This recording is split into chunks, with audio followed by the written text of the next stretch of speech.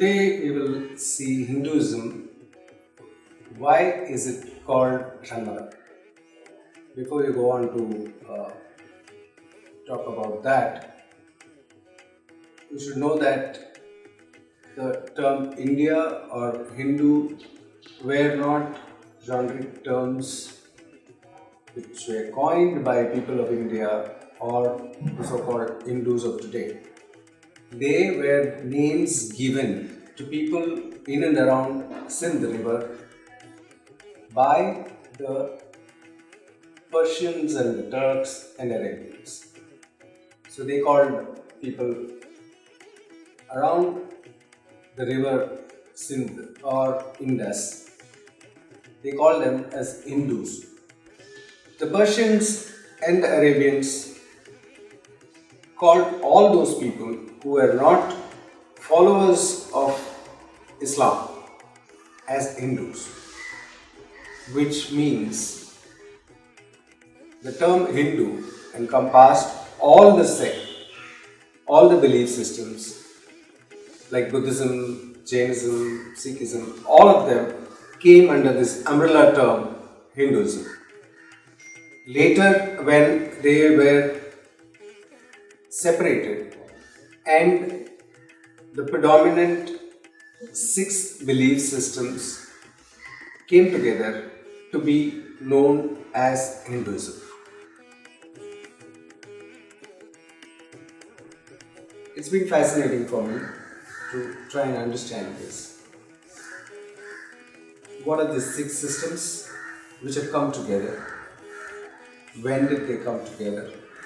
How did they come together? In this world when the whole religion as a concept which is trying to pull people apart, somewhere in the past a few beliefs, few religions came together to fuse and form one wholesome system. Now let's see what are these 6 systems. Shaivism, where Shiva was the primary deity. Vaishnavism, where Vishnu was considered to be the supreme being. Shaktam, where it was mother goddess being the supreme deity. Ganapatyam had Ganesha as the primary deity. Kaumaram had Kumara, or in south Muruga, Skanda, and Saurya or Surya. These are the 6 systems which came together to fusion and form Hinduism as we know today. It was very fascinating for me to read up on how this amalgamation came up. Sometime or the other in history, Shaivites had been persecuting Vaishnavites and Vaishnavites had been persecuting Shaivites, and it was not such a smooth sailing into this form what we have today. Again, during my study on this, I found all these 6 belief systems were not just as ideas. They are also specific to certain areas. If we map it on Indian subcontinent, we will notice that each one comes from different area.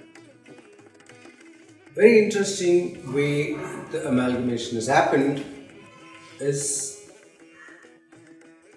through writing stories and creating relationships between these deities. For instance, Shiva and Parvati, they become a divine couple. Ganapati and Kumara, Skanda become this couple's children, and so forming a wholesome divine family. And suddenly Vishnu becomes an in-law or brother of Parvati, so on and so forth. It's fascinating to see how the Puranas are formed to bring in these ideas.